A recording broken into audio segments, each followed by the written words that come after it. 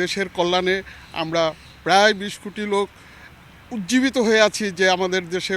গণতন্ত্রের প্রতিষ্ঠা এবং দেশের উন্নয়ন, সার্বিকভাবে বিশ্বের বুকে আমাদের সম্মানের সাথে বসবাস, স্বাধীনতা অর্জনের সুফল আমরা এই প্রজন্মে না হোক পরবর্তী প্রজন্ম পূর্ণতায় আসুক, এরকম একটা অবস্থা আমরা যেন দেখে যেতে পারি। হে আল্লাহ, আমাদের তৌফিক দাও, আসন্ন নির্বাচনকে কামিয়াব করো এবং আমাদের দেশবাসী স্বাচ্ছন্দ্যে স্বতঃস্ফূর্তভাবে ভোট কেন্দ্রে যেয়ে স্বাভাবিক গতিতে যেন তাদের মনের ইচ্ছা প্রকাশ করে আসতে পারে।